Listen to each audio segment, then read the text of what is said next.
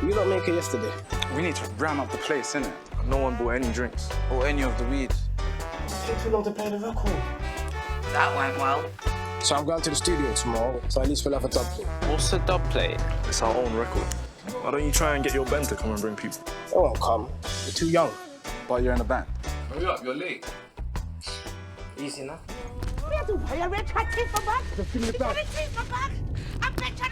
See a why they were grabbing Flea. Was it one of those sticks, man? No, them just drop sticks. Yeah, just pickpockets. The way the community looks right now, it's a real mess, man. Careful what you're taking on. It's like you want to take on the world and their problems. I mean, we'll be fine. But the way these youths are nowadays... Will you fuck off back to your own country? Yeah? I've got something for you, mate. If you keep on doing what you're doing, you can make a change.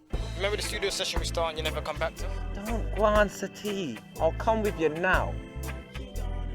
What's wrong, Anthony? You got a really good one here, you know? I just see how money and friends don't mix. What are you gonna do? T, I'm older than you. You need to understand.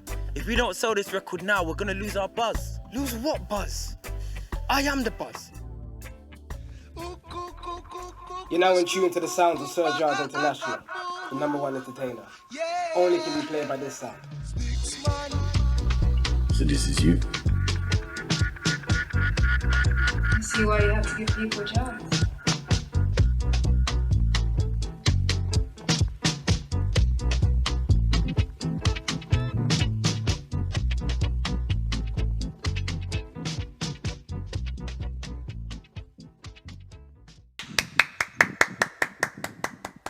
Round of applause to you, Anthony Brightly. You've got the trailer now. I know that it's just in the can and you haven't seen the movie as yet. How are you feeling? I'm over the moon. I feel like I'm just over the moon. It's just really just a great, lovely feeling to experience. So from the day of conception to where you are now, and seeing the trailer, I know you said you're over the moon, but tell me, to walk us through from the day of conception to where it is now, finding someone to actually play you, your mum, and actually depicting your story, your journey through Stickman. We'll get to why the record was made in a moment, but what was that like? Okay, so, you know, if you talk to my brother, Bernie would say, well, you did want to be a movie star from a long time. That's why you wouldn't eat. And that's a running joke that me and my brothers had throughout my whole life. And so between my mom, my dad, and my brother, the creation of this was long before I could even imagine how it could be done. And, you know, knowing that you want to do something and you want to do it a particular way, then it's a journey.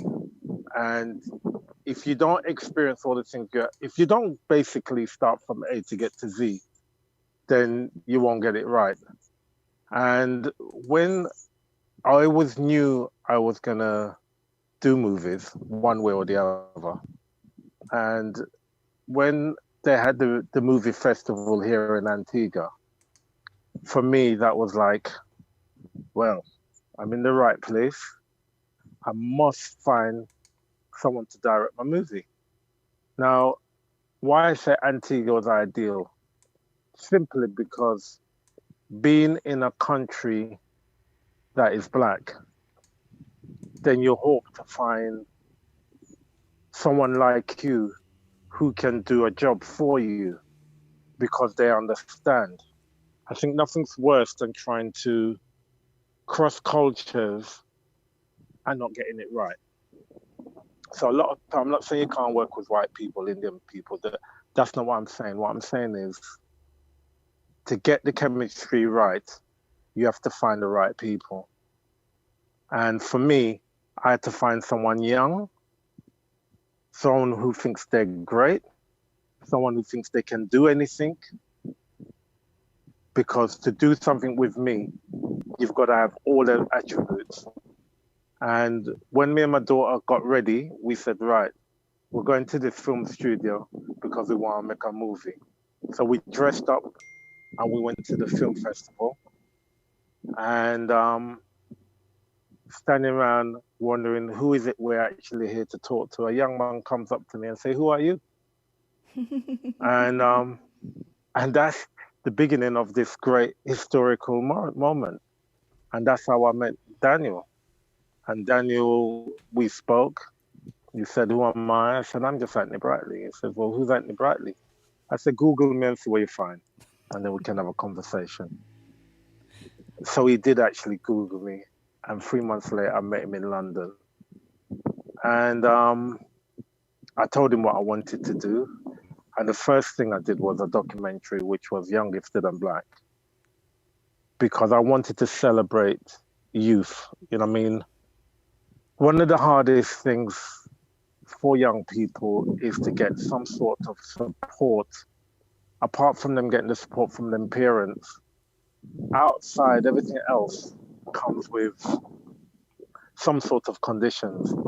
So I like to work with young people. You know, when I run the nightclubs, I would be the first to give an unknown DJ a night, because that's what I was. I was an unknown DJ. Somebody gave me a break, and the rest is history. So, you know what I mean? I can only do what was done for me that works so that I can help others. That's wonderful. And this is where I am now. Perfect. And, you know, as you said, just Google Anthony Brightly and a whole set of things will come up. You know, club, sound system, Sir George, your businesses, now you're a film director. You're also like a community leader as well with Trident. And one of the things that I love about this movie is the location, because the location is authentic. Tell us about the location. Okay, so the location is Hackney, and most people know Hackney in the 70s. It was the only borough that had so many nightclubs. I think in the square mile of maybe, in a radius of maybe 5 miles, you had over 200 clubs.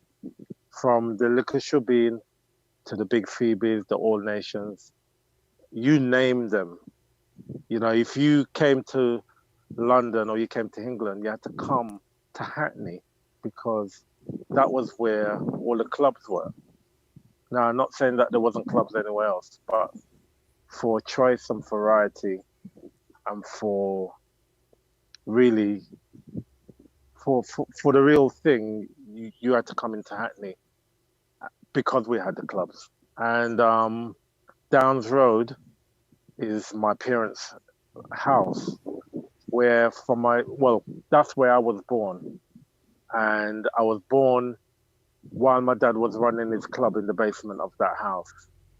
And he said to my mom, "I can't leave the club, so you have to go and have this baby on your own." You know, that was the reality of it. Two people coming over from Jamaica, met while they were here, and started a life together. And you know, I mean, my dad, they start with the club. He got his lorries. He helped build an M1. My mom had one of those sewing machines. Up to now, I can still hear that noise. Whoop, whoop, right through the night, through the morning. Every time I got up, I saw her doing it.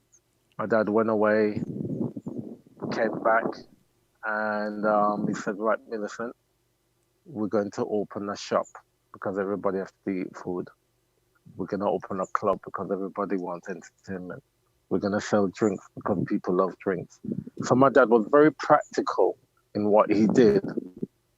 And my dad made me understand. He made me and my brother understand that anything is possible. And my dad would say simply, if me can do it, anybody can do it. Because I can't read or write. So make you the excuse to be able to can read. As far as my dad was concerned, then you're supposed to do better than me. And with that attitude I grew up around my dad, going everywhere where he went. And he influenced me. So I knew everything was possible. If somebody never do it for me, then you have to do it yourself. If you want to play in a club and nobody won't book you, then find a club yourself and put on your own dance. That's what my dad did. And is this what this movie's about in a way? Right. So what it is, the In the story sense is so far. that, in the sense that, you know, you want to tell this story, you're going to do it yourself.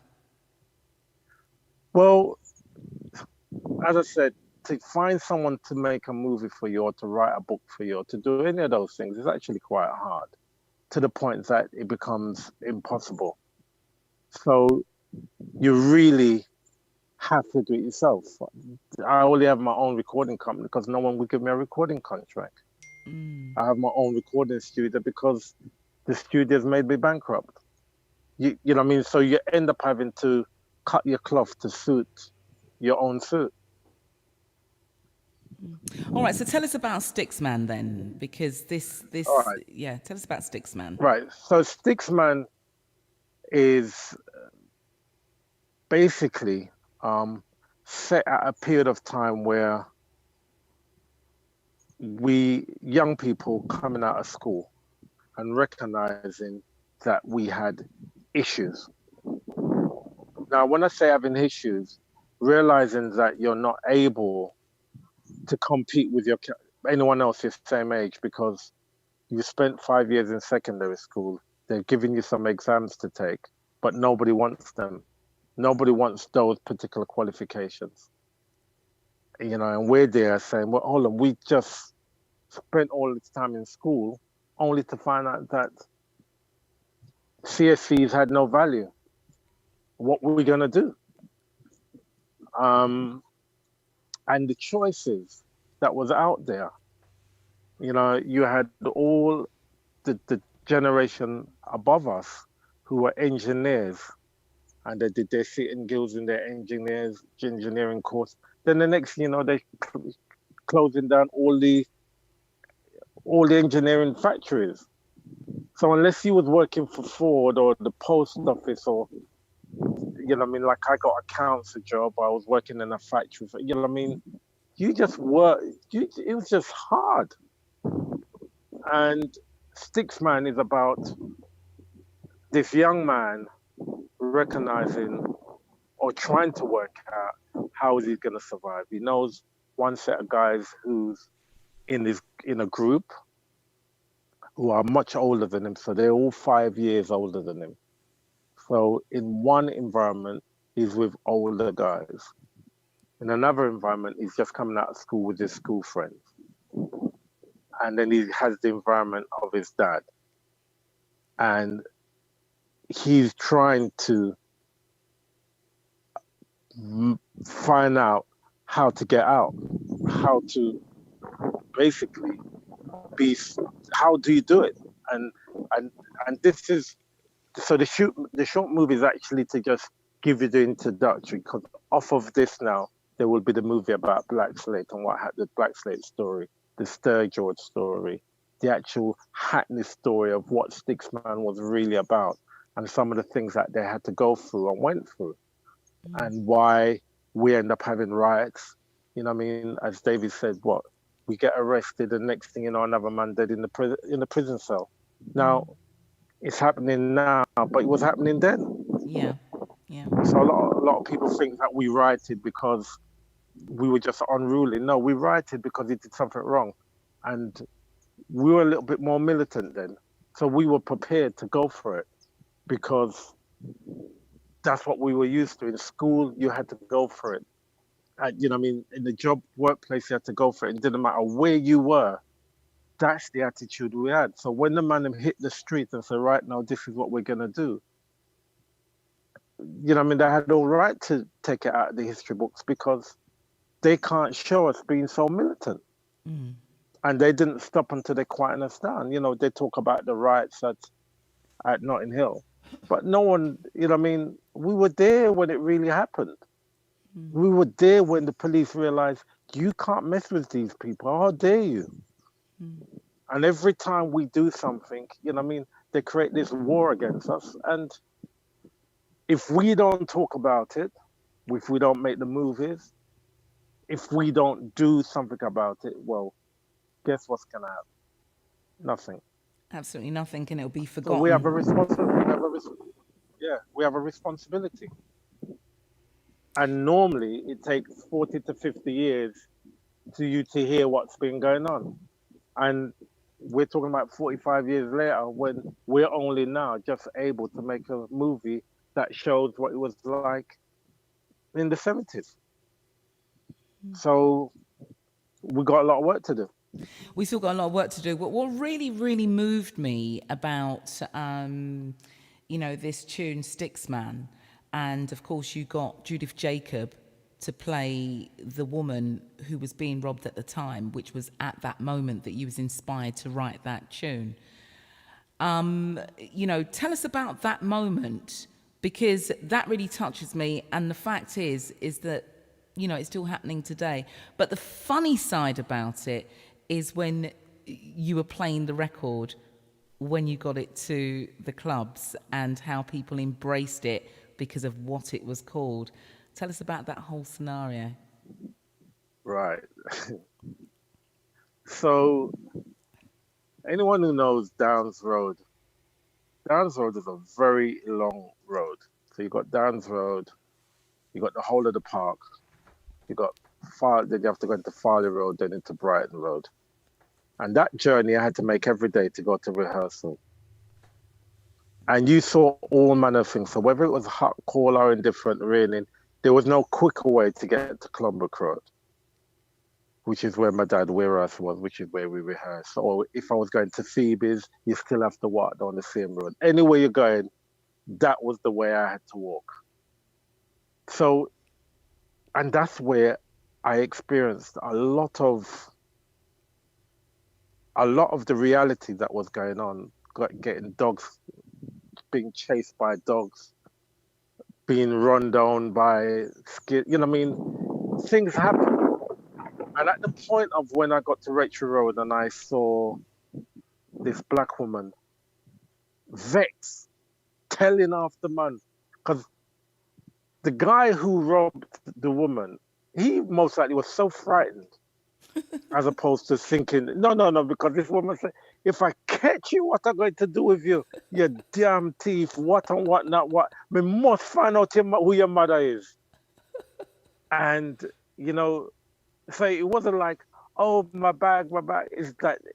She was embarrassed for the young man who was a black boy, feeling that this is what he had to do. And for me, when I saw that, it was like, God, what's going to happen next? That lady was like my mom. My mom goes to the shop every day. And she leaves the shop with, she closes up the shop. So it became a worrying thought for me. And even though I knew the history of what the Sticksman were there, because when you talk about Sticksman, it was an institution. It was set up by a set of young men who said, right, listen, we have to help. Now, if we can't get no work, we can't set up our own business, we're going to make some money and open some shop, open record shop, open hairdressers, open grocery stores. And these guys went out and did their thing and opened up shops all over London, in Brixton, Lewisham, North West London, Hackney, Tottenham. These guys set up these little shops. And when the second generation came along, they didn't really understand it, which was the guys who was my age. But they still had the same ethos where they were taking from the rich and bringing it into the poor, which is one of the reasons why I feel I have so much responsibility, because I was one of those guys who they went out in the day. I know they went out in the day and they came to my dance on my blues in the night and they spent their money. So when I opened my school up and the lady said to me, "What's the catch, Brightly? Why are you there teaching my daughter for free?" I said, "Where did you meet your daughter?" She reckons at 186 Lower Clapton Road.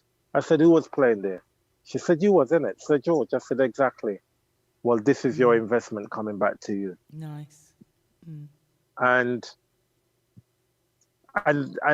you know, when I mean, all the money I've made is from a lot of strangers, a lot of people that I know, but a lot of people that I don't know. Mm. And when if you can't share success in a good way, then success means nothing. Mm-hmm. And being able to share and do things that can help generations and generations and generations, it's not about how much money you got in your pocket. It's about what you can do to make a change. And that is basically where I'm at with all of this, you know. Why did I leave London? Because I needed to go somewhere where I could strengthen myself and come back again. And that's what I'm doing now. I'm going to come back again. Absolutely, absolutely. So just going back to the movie though, and Stickman, and we don't want to give too much away, but I'm very excited about this movie for so many reasons. I mean, I sent out the marketing this morning, and I got a text back, swift as you like, from Patrick, who was like, I'm in the movie. And I loved it because Patrick still dresses like that for, right now. Right. So that's why I was saying about the fact that the movie is very authentic because it's actually shot in Downs Road. Am I right in saying so? And that's right. Yeah. And the way that the young people are dressed, you've actually found the clothes, the snakeskin shoes, the belts, the box pleat skirts, the way that they're dressed is like, clothing from back in the day, and they really look like that. And so I want to ask you now, is how easy was it, or how difficult was it, and how did you feel when you saw maybe or tried to school a young person whilst they're in that dance, with the attitude of what we had back then, wearing the clothes, asking the girl to dance? Could they do it? How much schooling did you have to give them to have that attitude, like the Sticksman's attitude, which was describe it. What was it like? Because it's very different now. Because remember, I have to add this. Remember the difference between our generation and the generation now. If we wore jeans to a party, a blues, or anywhere that we were saying we was going out, you'd be a tramp, right?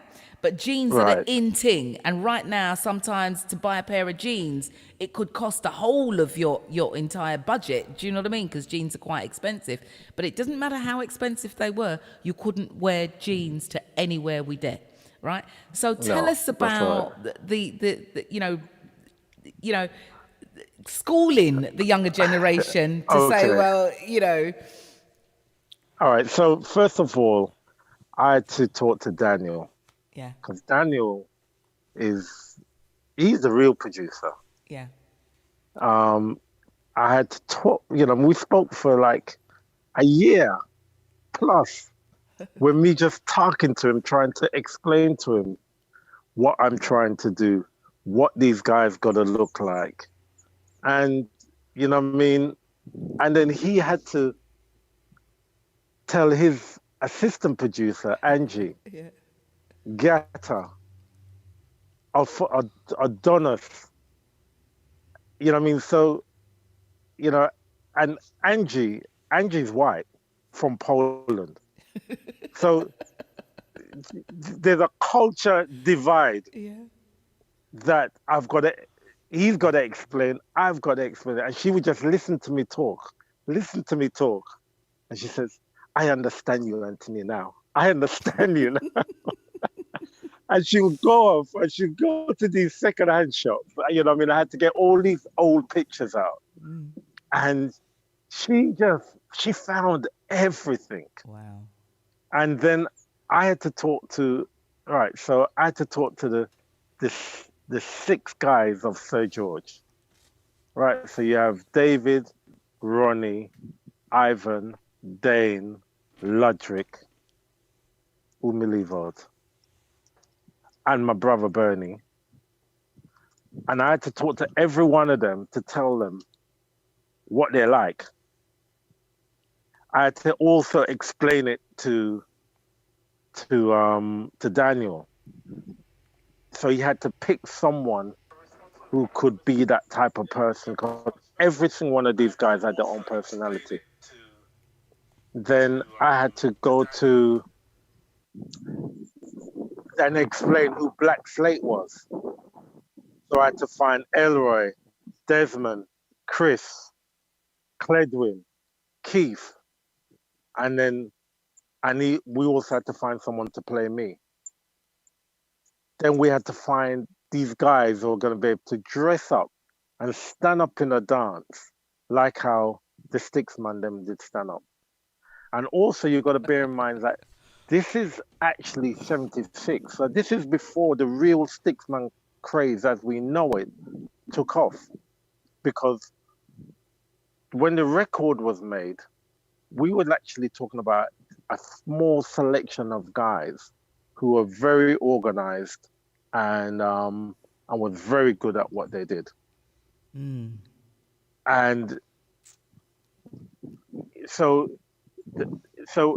at that time, we wasn't actually, the bulk of us, we tried to be smart, but basically we all dressed in our Sunday best. Mm. Whereas these guys, they wore suits, they would wear bow tie, they would look like the dummy off of a mannequin in a shop. Mm. They would have everything, and they would stand up there. And we used to make jokes. We used to say on the stand up because on the can't dance, but we'll dance with it, girls. Them, let's buy them the drinks. So there was all these different aspects that we thought. But when the record was made, I also had a fear, because you're talking about the same people who's coming to my dance. So we were the youngest sound at the time, and the only people who's coming to us is Sticksman. Mm. Because them days, it was either roots or soul. There was no halfway. And our sound was playing roots, reggae, and soul. And we did it in a combination way that the girls who didn't want to wear the turban, but still wanted to, or wore the turban and still wanted, because we were very rootsist. So we were almost like Rastas. Mm. Everybody in 1976, when you talk about going to D4 Road, you had on pleated skirts, but the girls them had their hair up. Mm. And you were stepping. But it's just that our generation never just wanted to step. You wanted to dance with woman too. Mm-mm. So how And did plus you we liked a convey little this bit of soul. to your actors, your young actors? What was it like? Was it awkward for them? What was it like? Did you have to physically go in there and show them? Yeah. Awkward wasn't the word. I think it was like, being in our environment, they were soaking up. Because I said, look, in this room, this is where it is. This is like, and the room got hot. And they said, man, it's hot in. I said, exactly. This is how it was. It was hot. So you can't be jumping up dancing like that, because you got to be cool. As you're going to sweat down the place. So when you dance with a woman, they don't want to dance with no man who's too hot and sweaty. So that jumping up had to slow down. Mm. So they were hearing the beat, they must have heard Sticksman, I don't know, 100 times over and over. But did they get it? They must have got it in the end though, right? Oh no, they definitely got it. And then you had the Sticksman them, who were even more cooler than the average guy. So the Sticksman them, literally, Patrick had to stand up and show them how to stand up, because your shoes is burning you. So you stand up at an angle. And for those guys we were then able, because don't forget the problem them days, you know what I mean? Most black men had white feet. Yeah. And when you went to Grants, they wasn't telling you that there was A, B, C, D, E width. They were just selling you the one ear slim cut shoes. So you could not wear that shoe. Or even if you wear, you know, in your car, you had trainers. You know what I mean? For us, you know, we would dress up, get to the blues, stand up in the hallway, make everybody see you, blah, blah, blah. And then you see when it settled down, you went in the car, put on your train, and went downstairs so you could dance the rest of the night. Now, you know, thank you for disclosing that to us, you know, because we thought that that was just a girl problem. We had no clue that the guys had this as well, right?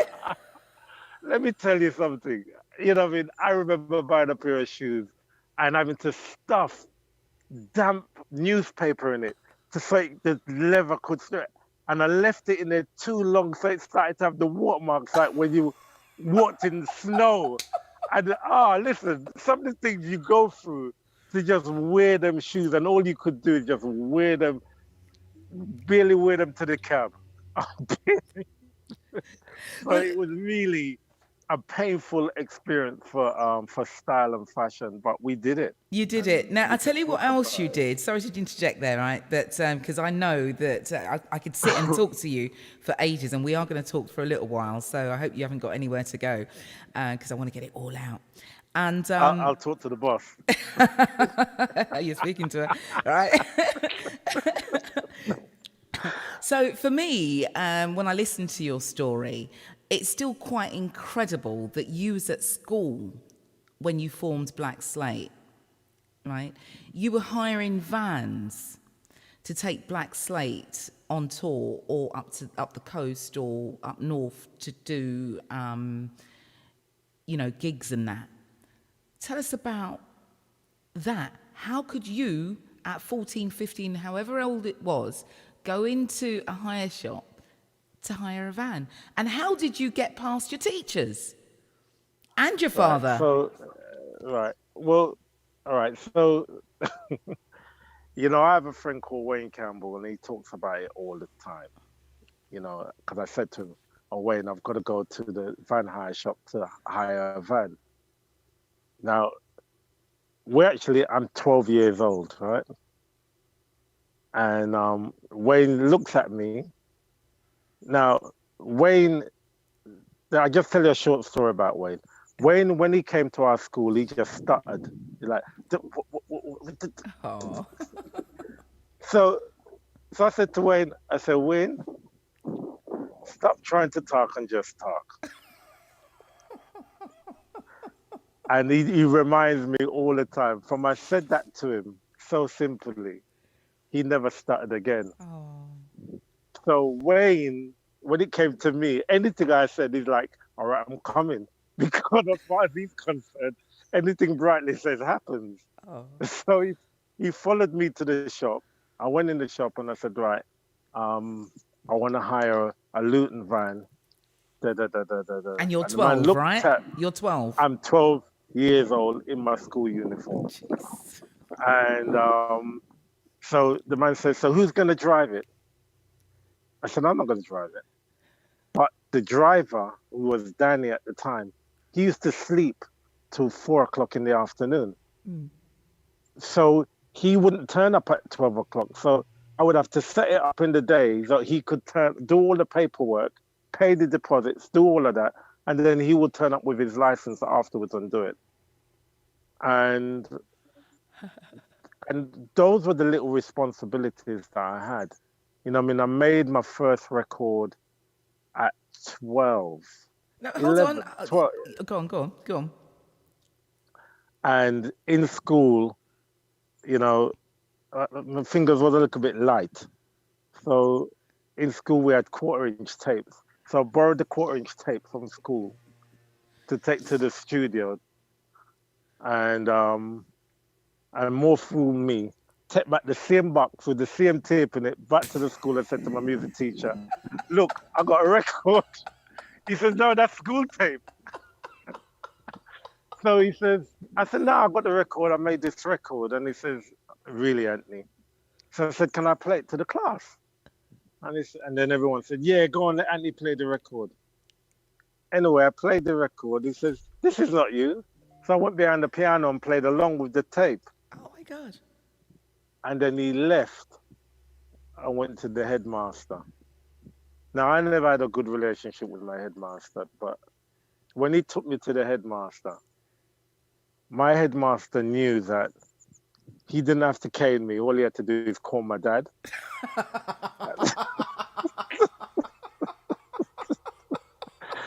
And my dad did not want to do that walk from the house to the school. And I would have to tell my dad or whatever why he has to leave his work to come to the school. And that was painful enough for me. Yeah. Right? So I'm outside the headmaster's office and I get called into the office and the headmaster says to me, I get to understand, Mr. Brightly, that you have made a record. Now, what's going through my head is like, one, I've stolen the school tip. Two, I've bunked off of school. So I've done everything that is a crime in school. So I said, no, I didn't. He says, yeah, but Mr. Schofield just said you did. I said, no, it wasn't like that. So he said, then he realized that I thought he was going to call my dad to tell me off. So he says, I'm not going to call your dad. I just want to know if you really did make the record. And I said, yes. And then he said, I'm going to play it in assembly on Friday morning. What was and the record? He played Mix Up Man. Okay, carry on. And I got Keith Drummond, who wasn't the lead singer of Black Slate at the time, but he eventually was the lead singer who sang Amigo. Okay. But I got him to sing it, and I did an instrumental of Concrete Jungle, not knowing it was Concrete Jungle. Yeah. And he played it in front of the whole school and called me up. And that was, and there's still people went to that school can remember that day. So hold on, wait, stop, draw bricks now. You made this record, you're 12 years old, you're in school and they don't believe you've done it, so you've played along with it. Where did you learn to play the piano? Well, my mum sent me to, my brother's the original musician. So my brother used to play the guitar and sing to me, and I used to ask him to sing to me because I couldn't play the guitar. My brother used to play the piano, and I said to my mum, I want to play the piano as well. But first wild child, get everything in it. Second child, you get pure hand-me-down. And if the first child wasted that time, then the second child don't normally get the chance, because if the first child never did it right, you know what I mean? So they normally use the first child as the example how to look after the second child. So most things was no. And I said to my mom, I really wanted to learn to play the organ. And by this time, I'm playing the recorder in school, treble recorder. So I'm doing all these activities in school. So she says, all right, here's my child benefit book. I think it was like, it was 50 pence or something like that. And every week I would go to Berry's, which was the local music shop, and pay 50 pence on my organ. Oh, wow. And that was how, and then from off the back of that, I've then joined a group at the age of 8, which is the first group I joined, which was Maestro 5. Mm. And the 5 coming from the Jackson 5, because everybody wanted to be the Jackson 5. Yeah. So we had a group, Maestro 5. So from then, I was then playing the keyboards and playing drums. And and then in school now, I watched you can call it a video, but it was a program how to make records. Yeah. From A to Z. Yeah. From recording it in the studio right down to going to the pressing plant, getting it mastered and all the rest of it. So I watched it over and over again in school and then did it. So I saved my school dinner money, went into the recording studio that I could even open the door because the door was so big. Told the man I want to make a record. He says it's £10 an hour. And I said to him, well, technically, I will have to pay you £3.50 because the record is only going to be 3 minutes long.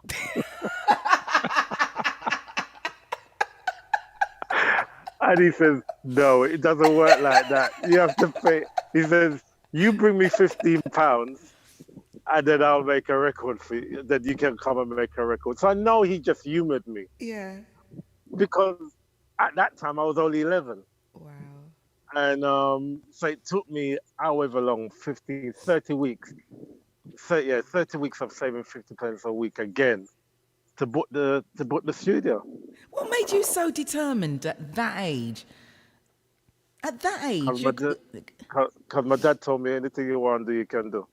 Right. You know, when your daddy talked to you, it means, well, when my dad spoke to me, He's your hero.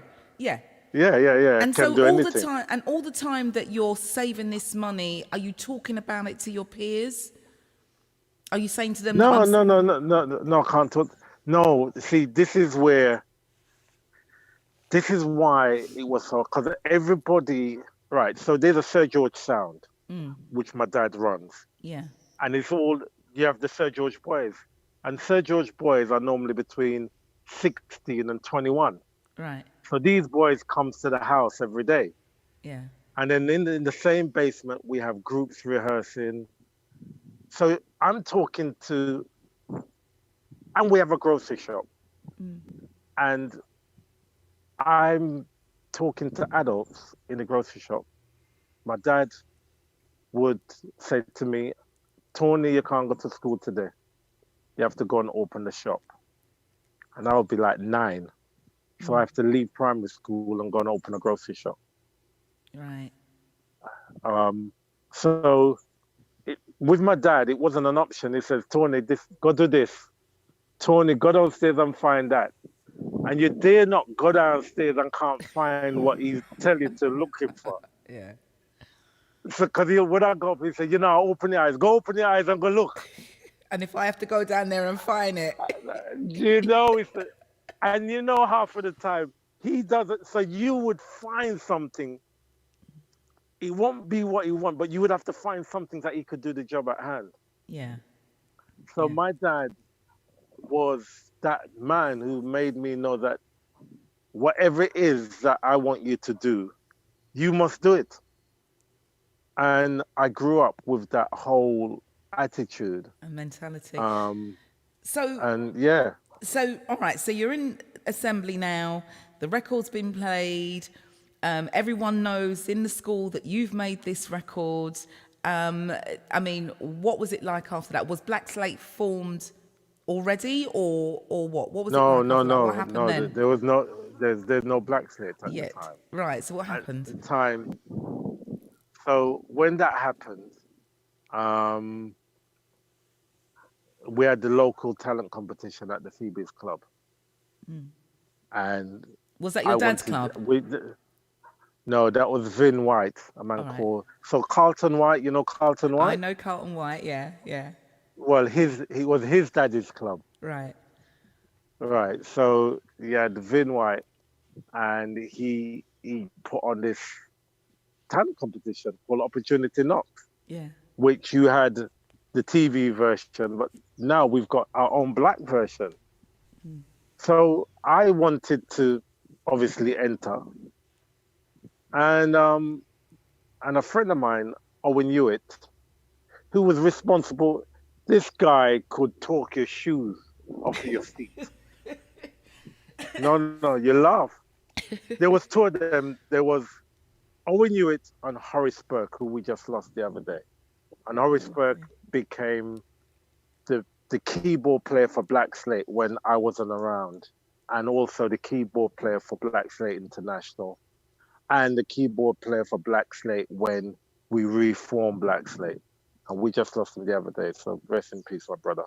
But Horace and Owen Hewitt, those two guys, they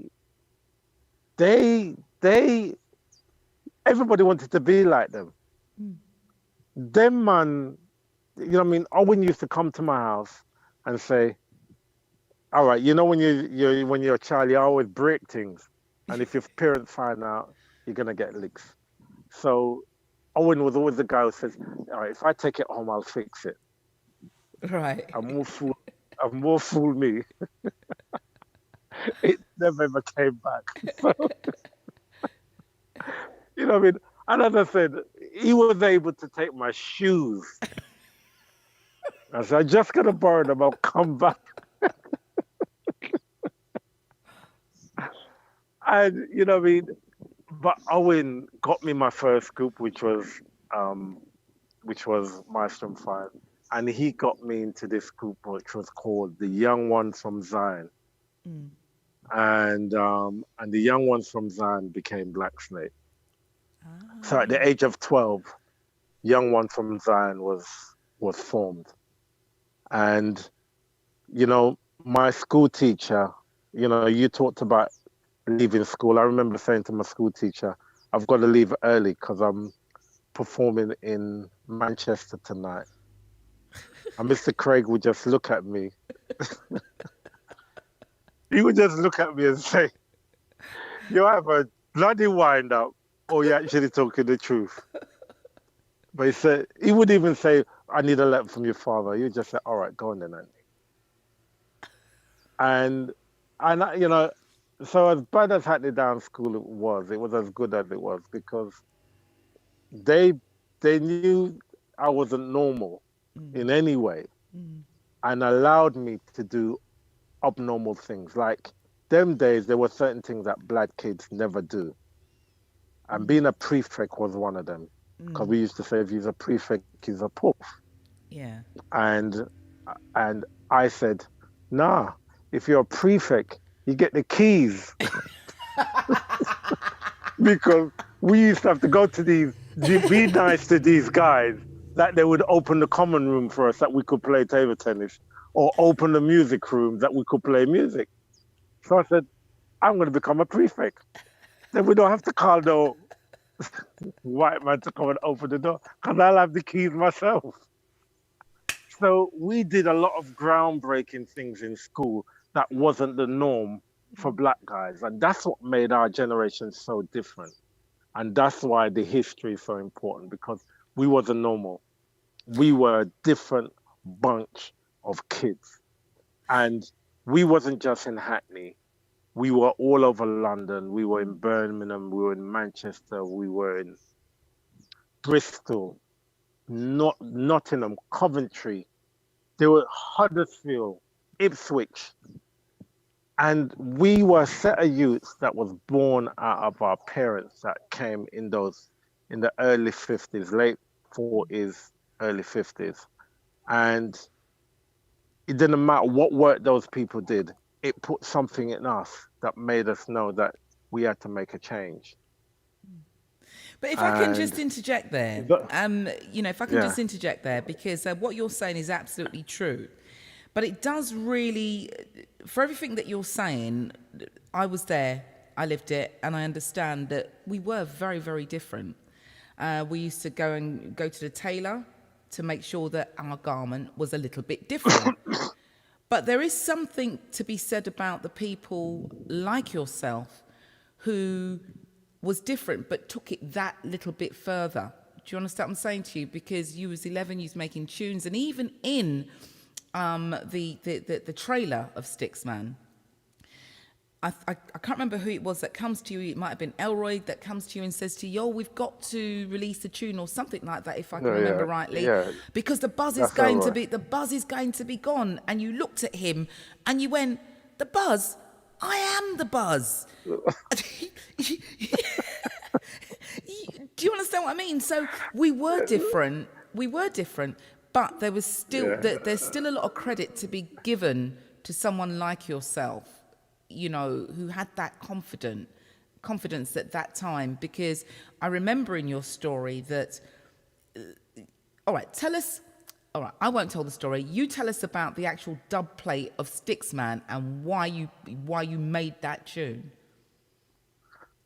Because you was playing against another sound, if I get it right. Right. Yeah. So, all right. So all right. So, okay.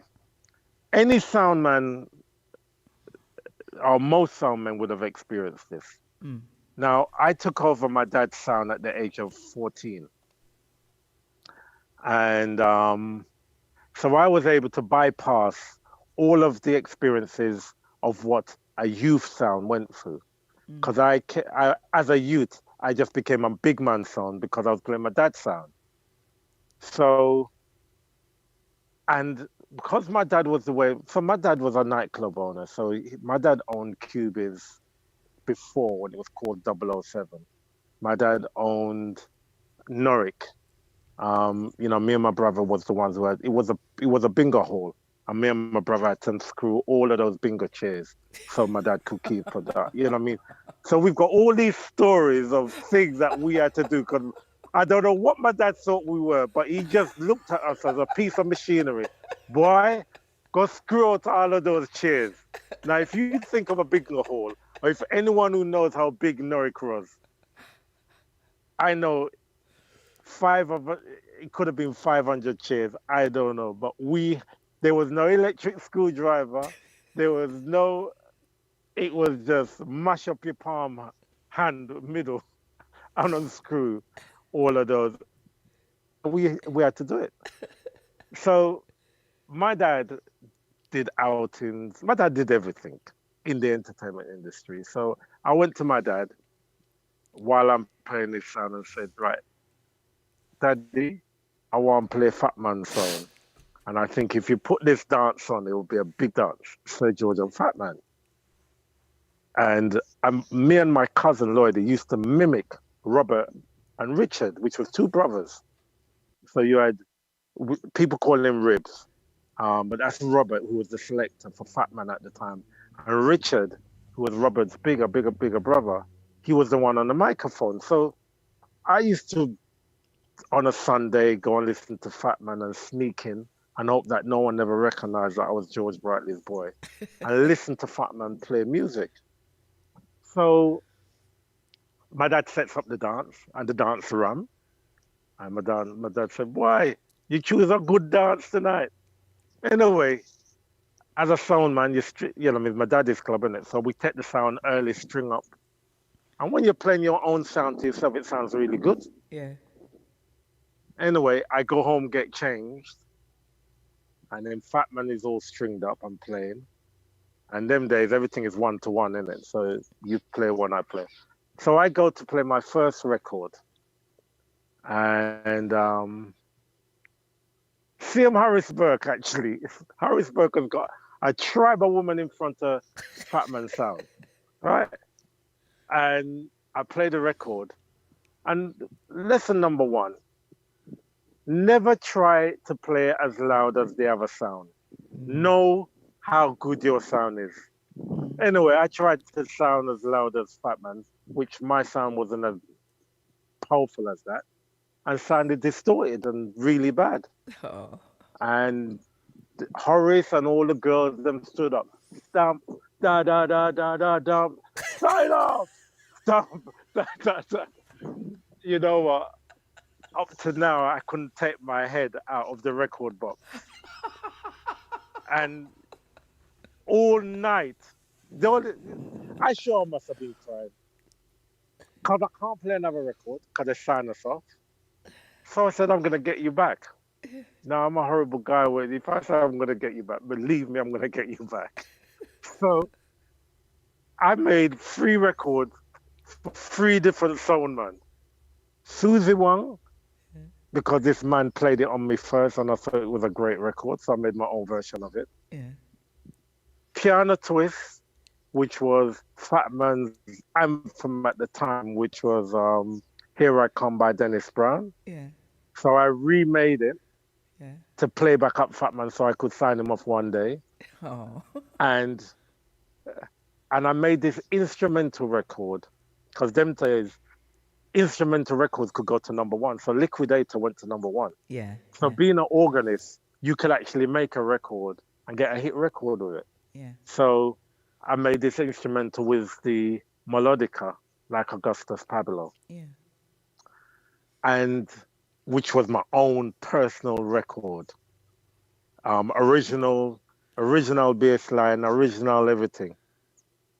And then go into rehearsal, and there's always a woman involved. So the Wednesday night after rehearsing at school, I go to Olive Street, and a girl called Bridget says, "Bradley, what you have on there? Is that a school uniform?" Now, so I always wore a jacket, white shirt, and trousers and shoes. But because I was an awkward size when I was a little bit, I used to get all my clothes tailor-made. So it would look like I'm wearing a suit all the time, which would technically look like a Sticksman, right? And Bridget was one of the local girls that used to watch us rehearse. And so I said, "Yeah, I go to school, innit?" She reckons, "You're just a boy." And don't forget, this is me and David is standing up outside the youth club. But we're kids, really. But you got all the older guys there. So I feel really embarrassed. And she said, "To think I was going to buy you a sovereign." And I said, "Well, I didn't want a sovereign because I couldn't take it home anyway." So I'm vexed. So I'm now anti-Sticksman, anti-Sticks woman now. Vexed. I said, "Sure, I'm going to make a record for you. Damn thief." Right?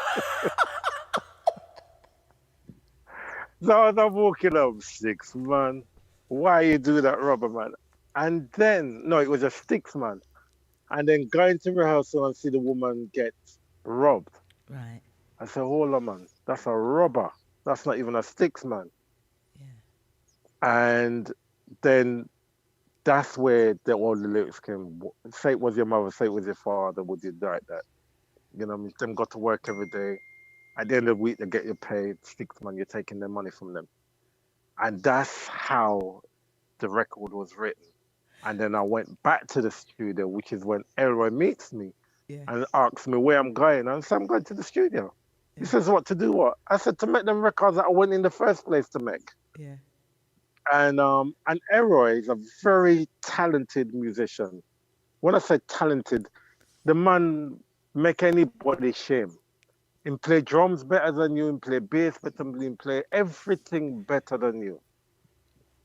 But obviously, when you have talent like that, you can only play one instrument at a time. Yeah.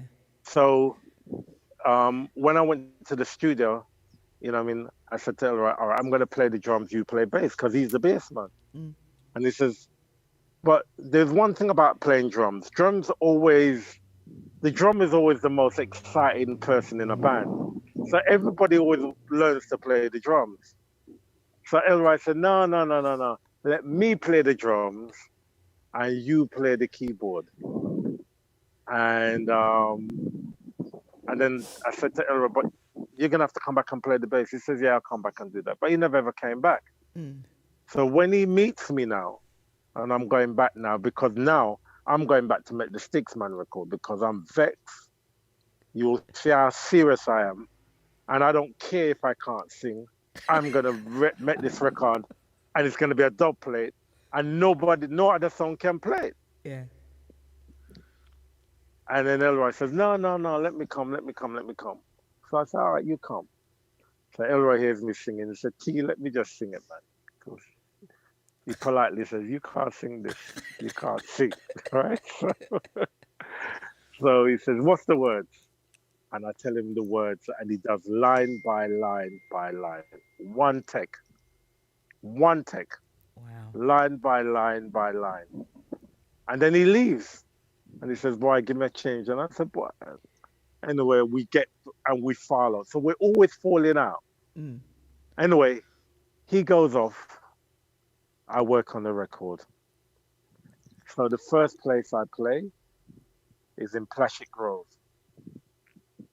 And we were always having problems with our sound. So I only played 3 records for the night. Susie Wong, Piano Twist, and Sticksman. And at the time, Black Skin Boy was out, and there was a sound called Jayut, who used to rinse Black Skin Boy and dubplate. Yeah. So, which was the first local black dubplate, which was local, real localized. But it wasn't as local as Stickman because everybody was singing about black, you know what I mean? So there was singing about blackness wasn't new. But, you know, 15, 16, and 17 singing it made it local. So it was British. And we're very black British. So it was like, you know, I mean, big tune. And so when I played Stickman now, we're black, it's British, and this is local. So everyone, so I would play the record and it'll go, oh, cool, and then it goes Stickman, and I'll lift up the needle. And then play it again. And when it goes Stickman, lift up the needle. And I did that about 4 times. And what was the crowd's reaction? What was the reaction? They were in Stickman. They're going crazy, innit? They're going crazy because this bass line is out of this world. But all they're hearing is Stickman. Because I didn't want them to get vexed on the second part. Because technically the record is costing them, innit? Yeah. But I need to get them on my side. So anyway, and I had this sound effect album, which I bought from I actually took it from the library, which was a BB sound effect. And we had a double deck then, 2 garage decks. So I would play the gunfire on this. All right, so imagine this album. It's got about 30 tracks on it. Yeah. And track 23 is man firing gun. So you got to count 23 tracks. Drop the needle, get go over the other side, drop the other needle, take off the other needle before it gets to the next track. You know, with them kind of madness we used to do. But they're hearing gunshot, they're hearing this tune Stickman. And then when I let it go, by the time we got to Phoebe's at the time, people were saying, boy, Sir George has got this dub play. And people would just come to Sir George to hear this record, Stickman. Wow. Because it was British, no one else would play it. Well, could play it because I wasn't giving it to anyone else to play. And the Stickman themselves tuned this. And they owned it. Wow. Even though what it was saying. Yeah. Because the first time I actually was going to play in Phoebe's, which was obviously our resident, and the only people who are following us is the Stickman lot. Right? So I said, Bernie, you better come in here because it might kick off. And if it kick off, we have to be ready. Yeah. Hold on, my foot. And can you hear that? What, is your phone ringing? No, you can't. All right. Yeah. Anyway, it's going to stop in a minute. Yeah. So I called Bernie to come in. And Bernie comes in and said, don't worry, Tim, me have you. And he comes and he stands up. So he stands up. So we're all standing in front of the sound, and I play the record. And you just see the man, and I do the same Harlem pull-up. So every time it comes to that point, I just pull back the record, and you see the man and put up their hand. Like a salute, a we this. And then that's what happened every time Six was played. So, right, so you get that success, right? It's a hit. Everybody's following you. They want this record. And then you get the friendly advice from Elroy that you need to print this record because it's still a dub plate at this moment. How long have you had it as a dub plate then? I'm running, this is like 2 months now. So 2 months you're running this track. Yeah. And no one else has got it. No one has. Until now, Elroy asks me for one and I give it to him. And then he sells it. No. And then he comes back and says, I want another one. Because now people realize, because Elroy didn't go to clubs. So Elroy never even knows that this was going on in the club. Is a man go up to him and say, Elroy, that tune, get me a copy of it now. So I get it. And, you know, my money said, I'll pay you. So it's a hustle, isn't it? Yeah. So when Elroy says, nah, T, you need to release this because you'll lose the buzz. And I said, what? But I have the buzz because I knew when I played, and me's the only one can play. The dance done. It's all over. No, after that, there's nothing else to play. Yeah, yeah. You know what I mean? Dance done. You know what I mean? If you was a competition dance, you know what I mean? You get the crown because after that, no one can't answer that.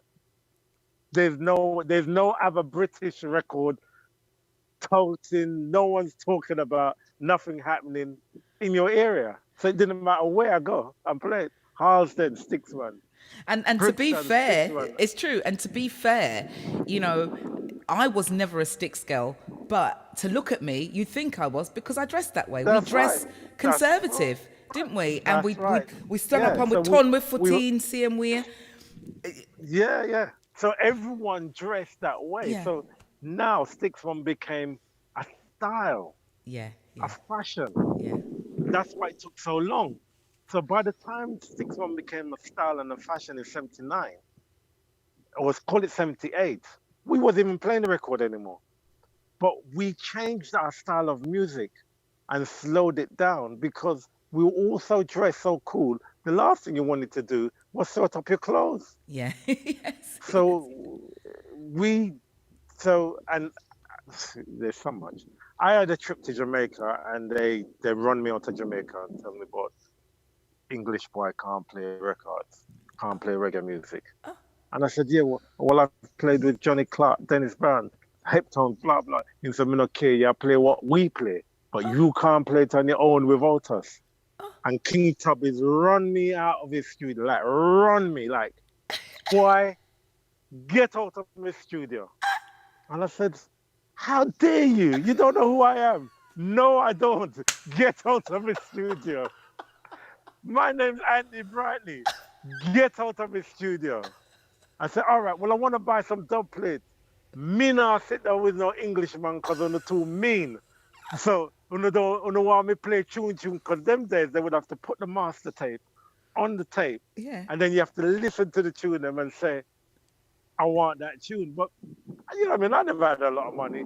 So he said, me not have the time to be running tape for you. So there was a young man who they call Scientist, which is the famous scientist now. Yeah.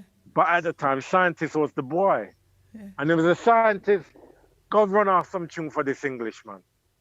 And Scientist goes through all of these tunes. And I'm picking out everything that sound Lovers Rockish. Because I'm now not playing no Yabba You anymore. I'm not playing no roots and culture. And I'm saying now, after that, because man dissed me now, the man listened to black slip music and say, well, it's rubbish. So I said, right, when I go to England, I'm not going to play no more Jamaican music. Right. So in 78, I'm only playing British. And British was playing Lovers Rock.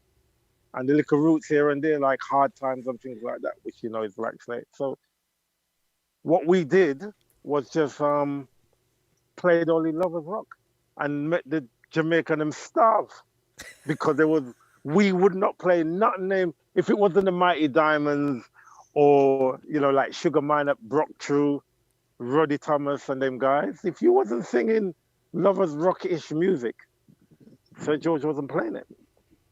So and that became the craze for 3 years. All right, so let me just bring you right back because you know this Sticksman story sweet me, you know. It proper sweet me. So it sweet me, you don't understand. So now, all right, so you've got this tune. Elroy's kind of like doing a little Dan Dooley and selling them off kind of thing. And then your dad gets involved. Right. Your dad says, me and say make a tune. Right. So what happens is, when Elroy can't get through to me, he goes to my dad. And he knows my dad. My dad's a businessman, isn't it? Yeah. And there's always money to be made one way or the other. So Elroy says, right, Tony, have a tune in on what everybody wants. If you release that record, it's going to make a lot of money. And my dad said, really? What, Tony make the tune? So I said, yeah, it's Tony makes true record actually. And said, so who make it? And said, Anthony make it. Anyway, so Elroy grooms my dad into understanding that I've made music. But as I said, this music is personal to me. So my dad comes in and says to me, Tony, me say you make a record. And Mama want to release it. I say, you can't release it. Humbly talking to him, saying, Daddy, you can't do this because it's for the sound. If I release this record, we're going to lose our fame, innit? So I have to go back and make more records.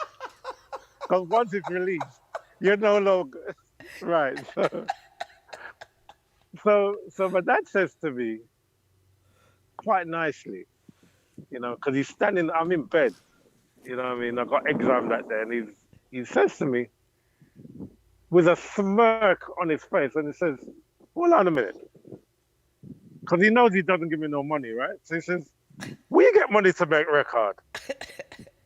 So I said, pardon, Daddy. Oh, God. He makes me... I said, pardon, Daddy. He says, where you get money from? Because now it's either I've stolen money from him or I've got money from... Because I'm not supposed to have no money. Yeah. If him don't give me money, right? So I said, I got the record money from the sound. He say, what? You take my sound money to go make record? He said, what the sound call? I said, Sir George. He said, that's right. You bring the record to me tonight. So my dad claimed it straight away. So he claims it and tells me to write up the label. Because now there's no choice because it's his record. It's his record, right? And yeah. My dad just take it over. So you write up the label and then he takes it off and releases it. Yeah. So I write up the label. Quite embarrassingly, because I was still actually quite shy. And so even though I was bossy, but I was shy. And I was shy to take credit for things. Yeah. So I would always put other people first, because I didn't really think I was that good. Right. So I was bossy, but you know what I mean, I couldn't go to a shop. Like most people can just go into at the time it was Lord John. You could go into Lord John and buy anything and put it on. I couldn't buy nothing in Lord John because my sides, they used to call me coxswain because my bottom was so big. So I had a bottom like a woman, thighs like, I don't even know, but so that's why I had to always go to the tailor. My dad would say, go to the tailor and let them build your suit. So I would have these funny wearing trousers with this big bottom behind me. Now you're going to have everyone looking at your bottom, you know that, don't you? Right, and then and I had a jacket that was like a suit jacket because my arms were too long for anything that they sold as a suit jacket. So, yeah. So basically, this is what... So which sort of knocked my confidence. And all the clothes I used to wear was my brother's clothes. So even though I used to feel good and everything, I would feel good because I'm like my brother, or I'll feel good because I look like my dad. Yeah. So it was always like, when by rights I should have put, really the song was written by Anthony Bradley. And when I look at it, I said, nah, they're going to say you're showing off. Yeah. So I crossed it all out and put Elroy's name first and put Black Slates and put everybody else first so that, just so that you just take the shine off of what I did. But can I just interject there? You know that you kind of did the same thing as well with Stickman. You've got this premiere coming up and, everyone around you saying, the Stickman is enough to be on the screen on its own. But you were like, and these are your words, if I do that, it's just going to be like, oh, Anthony Brightly showing off. We've got to show another movie with it. And I understand that you justified it by saying that you know, which is true because I've seen it as well, that Four Deuces, Daniel, the director, Yeah. you know, you really admire him, and the music, that the film that he made, Yes Man, deserves to be up there, and you want to promote Yes Man. But even Daniel himself said that he wanted Stickman to go up on its own, and you really, really, really talked him into putting Yes Man alongside Sticksman. In fact, Sticksman is like the warm-up to Yes Man, because you just don't want people thinking that, you know, am I right in saying that? Because it sounds like history's repeating itself. It's you know, look, I get these ideas, and or my fantasies become, or my dreams become real. But it's things you can't do on your own. So you work with people. So, you know what I mean? Anything I've done, I might be at the helm of it, but it's not me one. And if Daniel never had the experience of filming Yes Man, he would have never stuck to the budget and made Stickman be the way it is. So credit is due where credit is due. And when I was talking about premiere and doing the first Street Sound premiere, blah, blah, blah, blah, blah, blah, it was all about, it was because Yes Man was what was going to be the catalyst for us to be able to walk on the black carpet. Not Stickman. Stickman came after. So Yes Man is a piece of art made by a young man who was told that you can't make a movie because you're too young. You can't make a movie because you're out of Hackney. You can't make a movie. You know what I mean? I can recognize that story. And when we get that 1,000 people to come to that premiere, which is part of recording the next movie, which is going to be epic, because to have 1,000 people, children, young people, adults, parents, grandparents, all in one place to watch this movie premiere that is put on culturally by our culture of sound systems. So you're going to have 5 different screens: house and garage screen, roots reggae music, soul music, reggae groove. You know what I mean? And people are going to be in these screens because a DJ has invited them. Now, this is history. And 20 years from now, when that young child who wants to be an actor because they saw that movie is an actor, they're going to say, yeah, the first premiere I ever went to was Yes Man and Stickman. I'm in it. I watch it right to the end to see my name in the credits. Or if you like Patrick, watch it to see his clothes in the movie. We do love Patrick, but you know, that's to come, and we will talk about that as, you know, going forward with that idea, because I think that's awesome. By the way, I think that's absolutely awesome.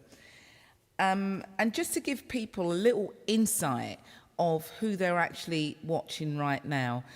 You make things seem really, really easy, and I go back to the same point that you don't actually like to give yourself credit.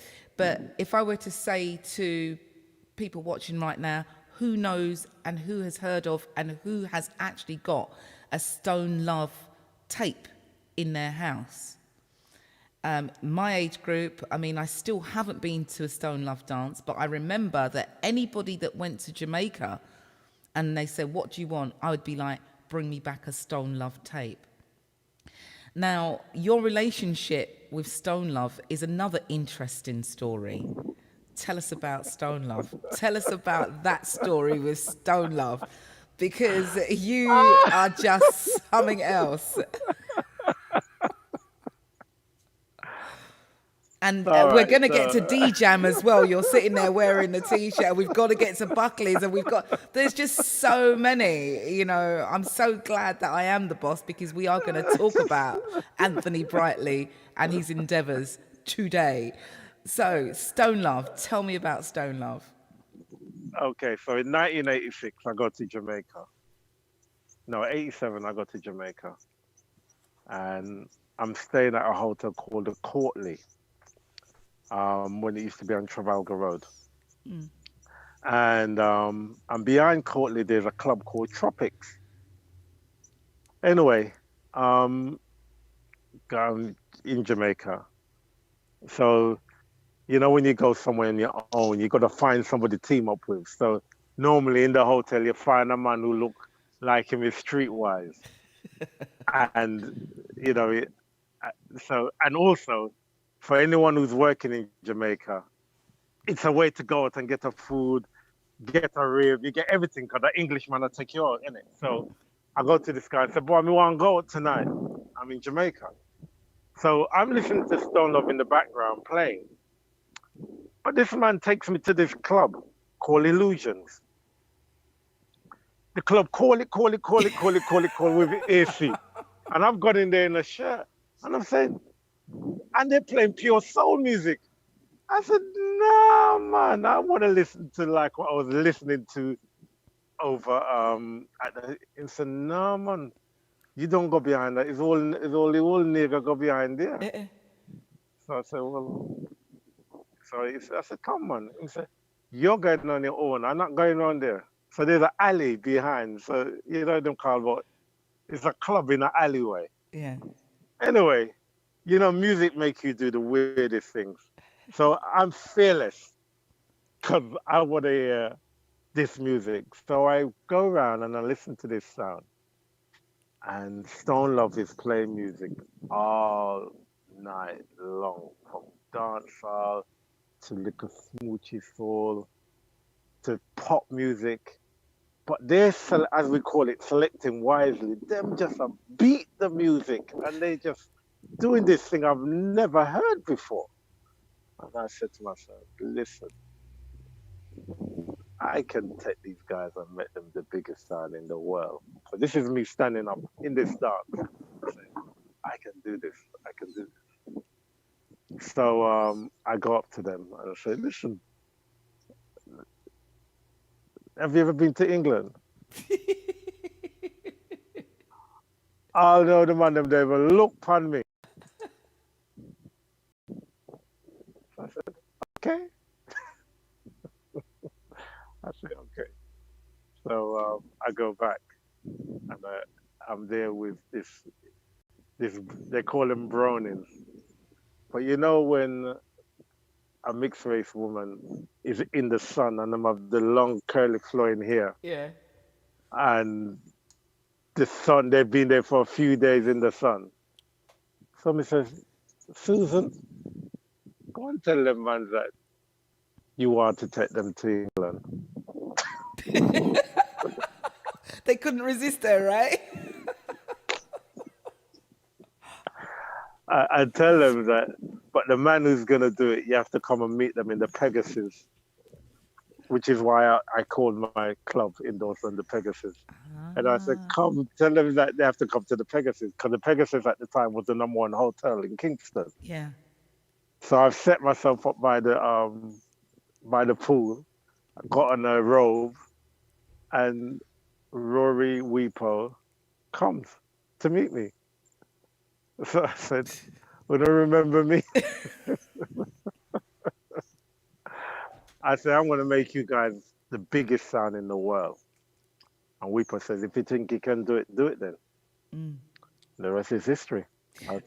And what it was, I saw in Stone Love what I saw in Sir George. Yeah. And if you remember back in the day, when we used to play a sound, you used to turn your back to the audience. Yeah. And then we turned around and started to look at the audience. Yeah. And I was saying, boy, we can actually operate like our group is, because don't forget, I'm in a group already, innit? Yeah. But I'm in a group where I'm the organist at the back, where people take no notice of me. Yeah. But I'm in the sound that people do take notice of me. So if you stood up in the front, you're almost like famous. Yeah, pop star. And that's what I did with Stone Love. One of the parts that I really, really like is when, was it the Hippodrome? You put them on stage and the lights and all of that. You had them like real, was it Hippodrome? Yeah, no, Astoria. Astoria, tell us about that night. Is that the night that Stone Love really arrived? When did Stone Love really arrive? Well, Stone Love, you know, when the first time Stone Love came to England, we did 6 shows and no one turned up to them. Right. If 100 people turned up in total, that was a lot. Yeah. So even though everybody was into the tapes and the cassettes and the things like that, there wasn't into Stone Love really. Oh. So Rory stayed behind, and I took Rory into every single blues dance and said, juggling blues dance. Them times Rear Groove was kicking. Them times I had Maxim's Club. So Rear Groove was like the lick. And so, you know, I mean, don't forget, I was anti-Jamaican. So that old anti-Jamaican thing, you know, I mean, you're only 7 years on. We still don't like you type of thing. So it was to now introduce this style of playing, which wasn't the rubber dub, where a man is on the microphone lifting up the record 10 million times. This was a man juggling. And every time you heard it sweet, you go on to something else, and you heard another thing. And what ruled the Rear Groove and the soul music with the dance hall at the same time, which is what got everyone's attention. Ah. But by then I made bankrupt and I lost all my money and my broke. And 3 years later, people was now really listening to the Stone Love cassettes, and somebody else brought them in, and Weeper says, if we come to England, we have to play for Brightly. And the promoter says, yeah, all right, then we're going to do 2 dances with them, but you can't promote your dances to the last dance. But because of the treatment of how I treated Stone Love when they came the first time, these guys had something to live up to. And from the first night, Weeper called me and said, come get me Brightly, because these men don't know what I'm going to do. They now treat me like how you treat me. So, and then Weeper said, furthermore, me now come back to England again if it's not you. Oh. And then that was the time when I had a dance in Pegasus with Stone Love. And every artist that was in the country at the time, you know what I mean, Sanchez was there, Red Dragon was there. And it was a history. And them times videos was going on, and it really from that dance, we did Harlesden and we did Brixton. And basically, people couldn't get enough of Stone Love. And as a result, yeah, it worked. And also, sorry, before that, when we were trying to work out how to make Stone Love work, a dear friend of mine said, it's just Rory's voice. We just love his voice. We just like to hear his voice. So I said, you know what, Rory, we've got to make an album and put your voice on it, because they want to hear your voice. Because I've got to make some money back one way or the other, because I'm broke. Yeah. And that's how I ended up releasing 9 albums with Stone Love. Wow, 9. That's brilliant. Well, okay, so Stone Love is just another one of your achievements, and you're still very good friends with Rory, and I'm sure you're going to be doing some more things with Stone Love, because I'm yet to go to a Stone Love dance. You're wearing D-Jam, all right? I was speaking to Rick Clark earlier, and I said to Rick about, you know, because in my mind, he was probably the first person that I knew to be taking, like, airplanes full of people to a Caribbean island, a jazz fest and all of that. And in my mind, I thought, well, you know, there is Anthony Brightly in D-Jam. So can you straighten that one out for me? Because that's more or less what you do with D-Jam. Yeah, so Rick Clark introduced me to St. Lucia Right. Jazz Festival. Okay. Which was an experience. The first time I experienced it was like all these black people in one place. I know them, half of them. And there's Luther Vandross, and I can almost touch him. Wow. There's Gladys Knight. There's Patti LaBelle. There's Earth, Wind and Fire. And I'm saying, in England, I can't get this close to watching somebody live on stage like this. And I'm saying, yeah, because you're in the Caribbean, and in the Caribbean, this is what it's like. And I was bowled over because I'd never seen an artist that I really love and be able to be that close to them in a concert.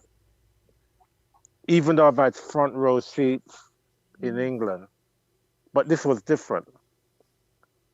This was people performing to us, for us. And it was like one big happy family. And I just said, this is amazing. So Rick Clark is the one that introduced me into holidays. You know what I mean? Like raving holidays. So then D-Jam was born. So what happened was I got married in Antigua. And a load of people decided to come because I said, if I got married in London, there wouldn't be enough place to hold people. So I'm going to get married in the Caribbean. And I said, and if anyone come, I'll accommodate you. As a result, about 250 people came to Antigua for my wedding, which I had to accommodate them. And when they came, I said, well, I need to do something with you guys. So one day we did the beach, one day we went on the boat, one day we did. So basically every day we did something. And I said, you know what? This is a business, you know. And Chris Sweeney was there.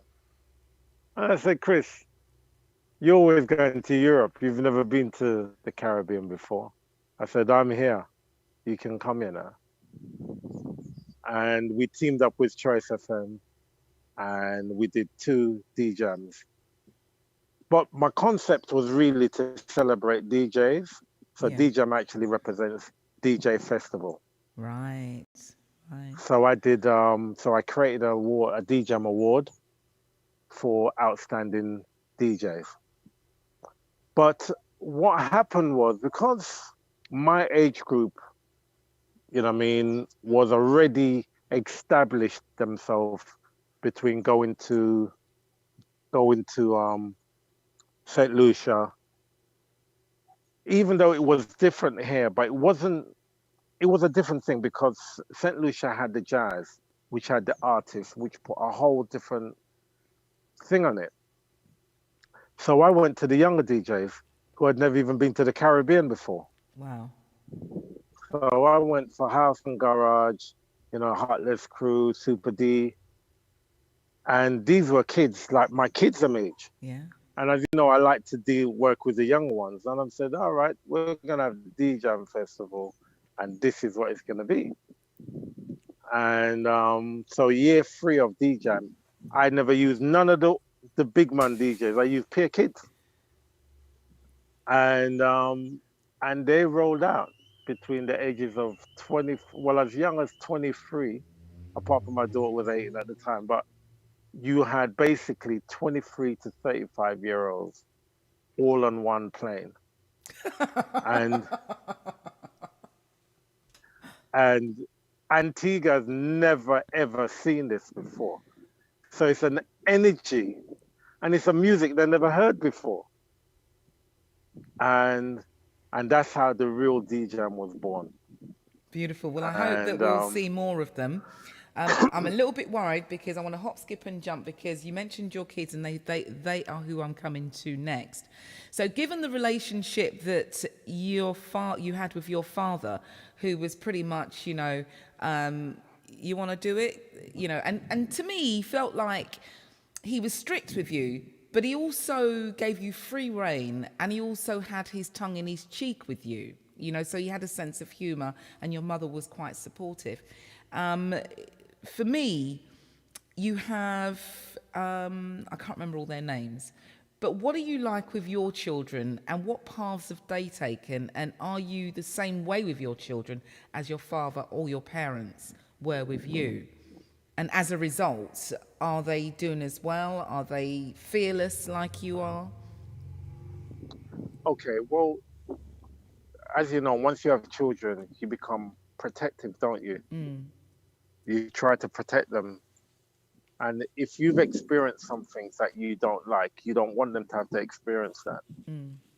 So, bringing up my children, now I have 7 children, and they didn't all grow with me, but they always saw me on a regular basis. And so I created rules.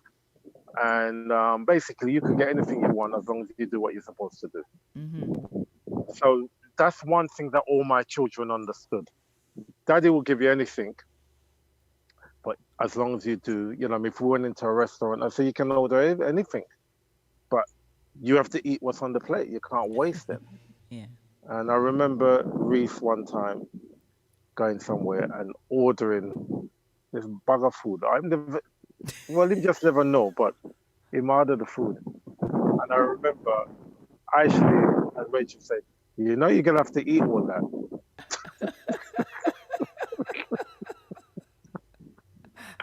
And I felt so sorry for him. But I couldn't say any different because Reese was like one of the younger ones. So you had the old ones telling him. So they had already taken on my principles in their own way. So, you know what I mean? And the aim was, whatever my limitations was, my aim was to take that limitation away from them. And by using education for that. Yeah. And I think being so, I would say I was quite strict. And so they took on attributes of me and attributes of their mothers. And they all have that I can do anything I want to do thing, all of them, which they get from me. And then they have the other side where they're quite careful in what they're doing. So even though they feel they can do anything, you know, they've got a 9 to 5 job because they want to work. They don't want to, because they can remember me driving at the wheel because I'm working so hard. They can remember not being able to see me. They can remember me being late. They can remember all of these things that they don't want to happen with them. So, so all of them in their own have an entrepreneurial spirit. You know, I mean, every one of them have a sideline. Every single one of them. If it's not close range, it's DJ. If it's not DJ, it's after school class. If it's not after school class, it's doing people's accounts. If it's not doing, you know what I mean, doing keep fit classes. You know what I mean? So every one of them in their own right, with what they've gone off and study, is using it in a 9 to 5 way, but also using it in a, you know, call it in a brighter way, in a hustle way. So they're doing that other thing as well. They're doing other thing as well, which is lovely, and it's trickling all the way down to your granddaughter, which brings me to Buckley's. Now, Buckley's Country Club, where you're sitting right now,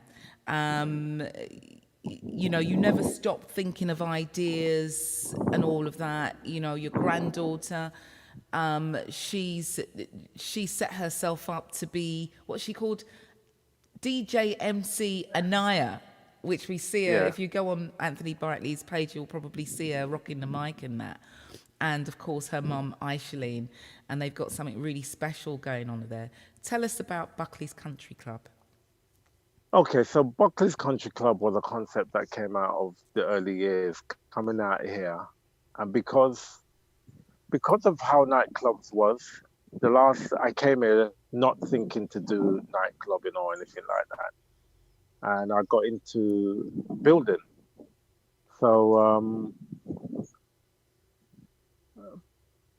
and with the original concept, I thought it was a good idea, but it was actually a very bad idea because I didn't do enough research on Antigua to know that every Antigua is going to come up and build their own houses. Right. Unlike Jamaica, people go to Jamaica and buy a house. Well, Antigua wasn't going to buy a ready-built house. You know what I mean? So that took away that concept. So I decided to turn all my house plots into apartments. Right. Because I said, well, the next generation don't want to live in the Caribbean, but they'll own a property in the Caribbean.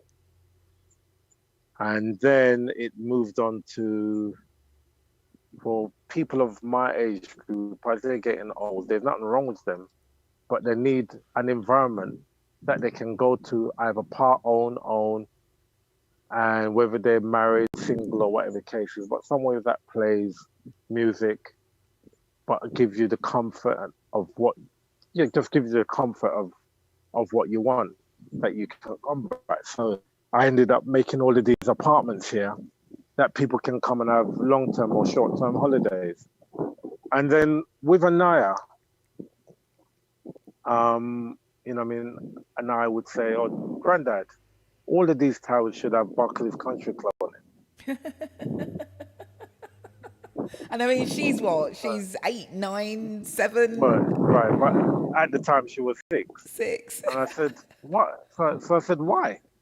So she reckons, so that when people take them, because they keep on taking them, they will know where they come from or who the... I said, no, that is a lovely, great idea. And Buckley's is run by Ashley now, my my eldest daughter. And Anaya. So Anaya is in at everything. She knows the names of every apartment. And I would say, so Granddad, am I going to be able to be here when you call it a club? You're going to play music in this club? And I said, you know what? If I'm going to play music, it just reminds me of when I used to have to go to my dad's club. So I said, well, I'm going to create a club that children can go to, parents can go to, and grandparents can go to. So therefore, and that's how Buckley's, the club, has come to be. Because I said, well, I'm going to create a club that I can have my granddaughter with, right? That don't make no sense. Don't make no sense at all. Well, look, I'm going to encourage people to actually go to your page to find out more about Buckley's Country Club and the likes of, but I can't end this without going straight back to Black Slate.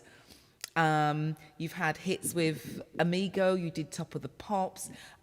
Sherry Class, I think, got you the deal with Amigo.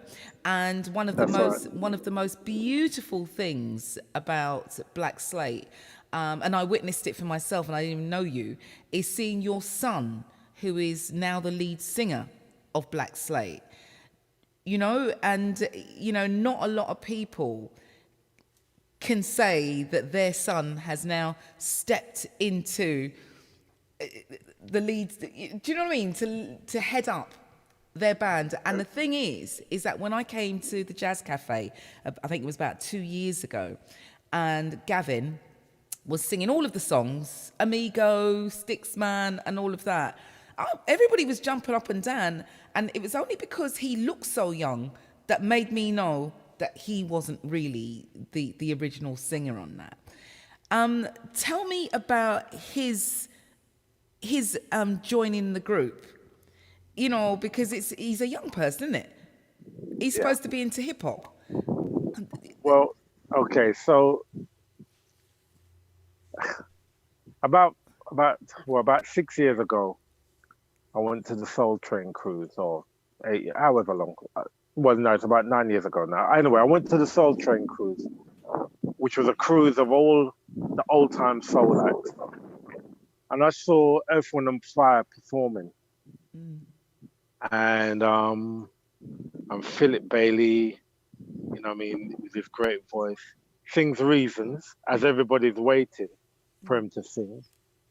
And everyone just assumes he's going to sing it like the live albums that everyone knows. And Philip Bailey sings this Reason song and take it to another level that I've seen them Wind and Fire 3 times or 4 times. But at this late age in my life, this man is singing this tune sweeter than he's ever sung it. And the full group, and there's this man like a Philip Bailey running up and down on the stage, because Philip Bailey's just standing up one place, not moving. But there's this other young man, they've got about 4 young boys in Earth, Wind and Fire now, running up and down like how they used to run up and down back in the day. And when he introduces, he says, and this is my son. Ah. And I stood up there and I said, how beautiful is that? 2 generations in one, on one stage. Anyway, after that, I celebrated 40 years in the music business, and I got Black Slate back together, got Elroy to sing on the stage, singing Stickman, just celebrating all the people I had worked with over the years. And while having that rehearsal, Gavin walks into the rehearsal, and I haven't seen Gavin.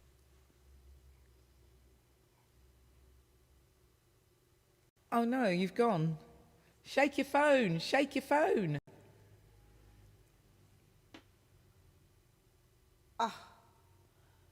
Ladies and gentlemen, I think we've lost it. Right, all we heard was you cut out. I hadn't seen Gavin for 9 years. Wow. And because it was 9 years since, about 9, 10, 11, 12, long time. Basically. And the rehearsal studio I'm rehearsing at is a rehearsal studio that he's rehearsing at. Oh, wow. And he hears that Anthony Brightly is in the other room rehearsing for his 40 years in the music business. Wow. So he comes around and he looks at me and I look at him.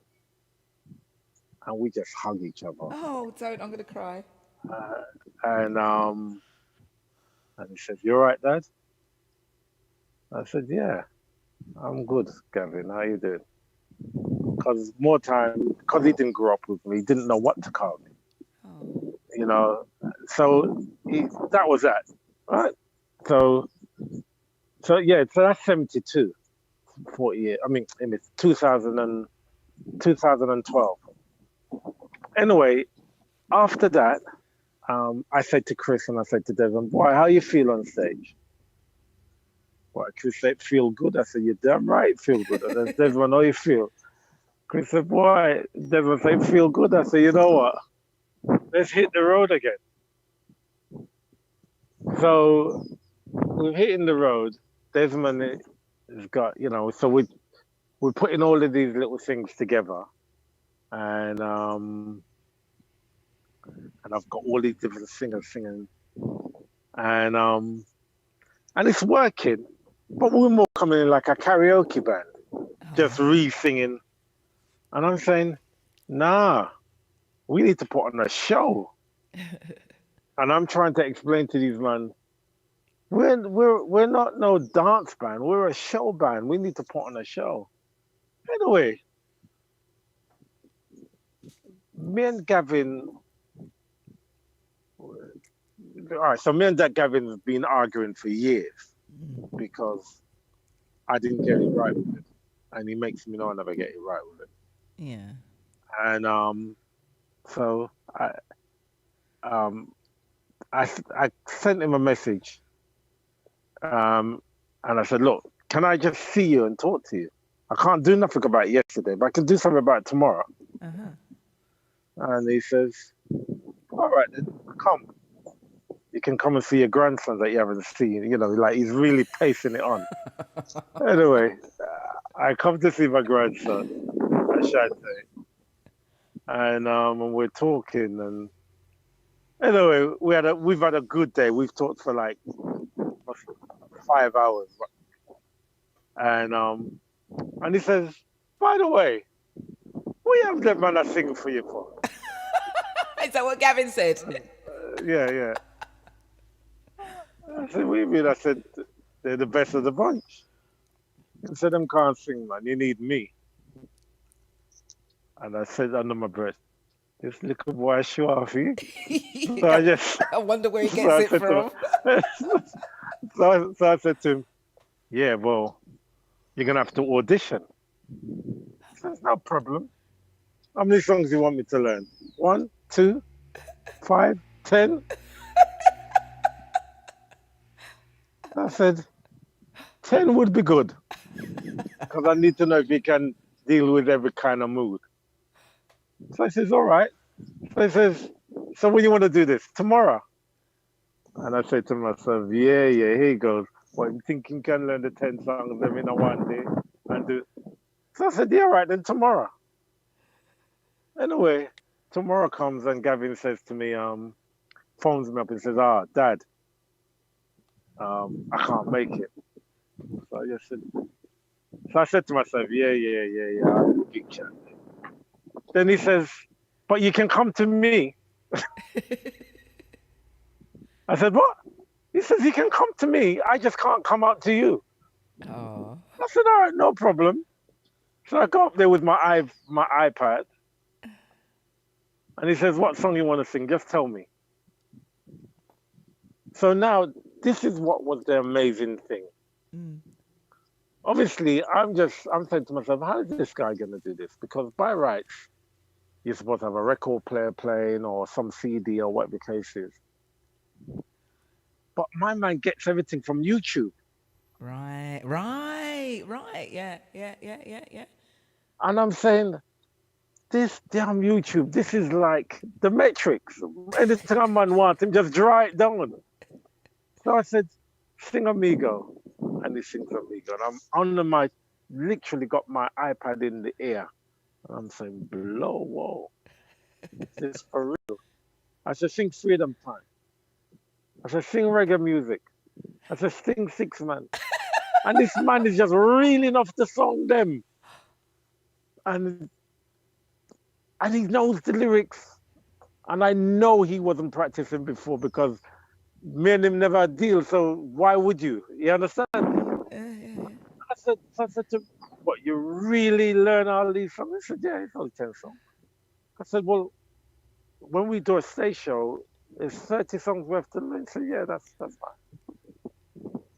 I said, well, I'm going to take this to Chris and Desmond and see how they feel. So don't forget, this is my son. You understand? So I take it to Desmond and Chris and say, boy, just watch this and tell me what you feel. I said, who this? Your boy this? I said, what, can you tell? He said, watch the way I dance. I said, can you feel it? He said, can you feel it? I said, yeah. So he comes down to rehearsal. And at the time, King J was with Black Slate. All right. Oh, Donovan King J. Yeah. And Donovan says, who's this youth? It looked like you brightly. I said, yeah, he's my son. And because I haven't been used to calling Gavin my son, it's a bit sort of like awkward. Do I say, oh, this is Gavin? Yeah, because we're not buddies yet. We're just trying to. He's now the singer, or could be the singer. So he comes into rehearsal, and we say, right, we're going to do Romans. Then when Gavin sings Romans, Donovan King J said, you don't need me anymore. Oh, bless him. Oh. And he hugs Gavin and big him up and said, "Go on, you." Oh, that's lovely. Donovan's nice. And this other singer, and he says, "Yeah." And he's even learned the song, because one of the problems is, there's a pet hate of mine. If you're gonna sing my song, at least learn the lyrics. Yeah. And that's what these other two guys was having a problem with, remembering the songs. And from then, we started to go to the shows, and every time I went on stage, people go to Gavin, "Is that your dad up there? Is that your," you know what I mean? And before we knew it, we then would say, "Yeah, he's my son. That's my dad over there." Oh. But at first, we were almost embarrassed to say who each other was. Yeah. Because it was just so corny. Yeah. But it just became one of the most beautiful, yeah. No, I think it's... go on. And he's just taking it to another level. Yeah, he's just a talented young man. He's lovely, absolutely lovely. Well, I happen to like all your children. I think they're all very talented, and they all look like you, and they're all bossy like you, from the girls to the boys to the grandchildren to the newborn. You know what I mean? So, what's next for Anthony Brightly then? What's next? Well, feature films is the next thing. Feature films, film studios. As I said earlier on, I feel I have a responsibility for helping the young movie makers, because it was hard, you know what I mean? Look, for every role that was in my movie, I think at least 20 kids came up for it, which shows that there is such a demand on movie making for young people to get on the screen. And I think there's enough of us to make our own people famous. Yeah. So let's do it. So I want to do it here in Antigua. I want to do it in London, and I want to do it in Ghana. And because it's the way to go. It's just the way to go.